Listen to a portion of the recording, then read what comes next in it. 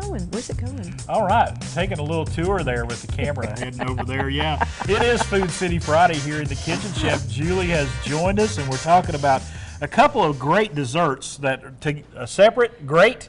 Put them together, even better. Banana pudding and cake. Yes, oh. and we're doing what we're going to call a poke cake. Now, there are all variations of this idea. This is a banana pudding idea, but you could use this concept and do so many things. Right. So let's just kind of get into the deal. First, you just bake a cake, and I'm doing it in a 13 by 9. And I love the fact you use the Dolly. Homage to Dolly Parton. She's got her own little line of cakes. This is Wes is so happy. I know. Perfect timing.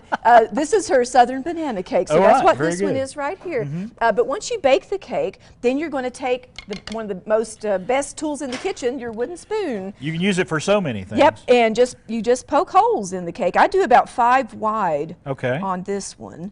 And if you want to finish up that last row right, there, I'll do that. I mean, that's easy to do. Right there. There you go. You don't have to overthink it. That's great. And the idea, of course, is that now you pour something. Let me see what that tastes like.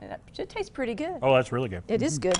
So what I've done in this cake is I love French custard, which is pastry cream, real pastry cream that you make from scratch. And once it's cooled, you fold in some sweetened whipped cream. You can see the vanilla bean in there. Oh, you those little can. specks. Yeah, those little flecks. Now, I will tell you a little tip. I have used vanilla bean paste for years in the kitchen, but it was a specialty thing that you had to either order or go somewhere special. Right. But Food City has it.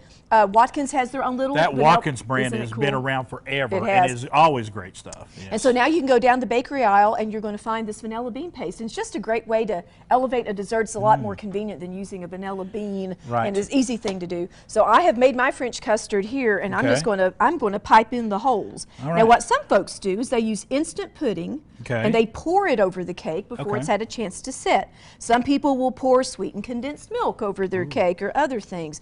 I love the flavor of French custard, and honestly, once you get the holes poked, as you can see, this goes pretty fast. I'll let you do the holes that you poked there. Oh, you sure? And a little tip for folks with pastry bags, if you haven't used one before, you take it, you wind it up real good so it's nice and tight. Take your thumb, hold it here, and then you kind of make a ball and you squeeze, and then it won't come out at you like a tube of toothpaste without an end. So they need to come up. They need to come up with like a caulking gun. They should. I'm sure somebody's done that somewhere.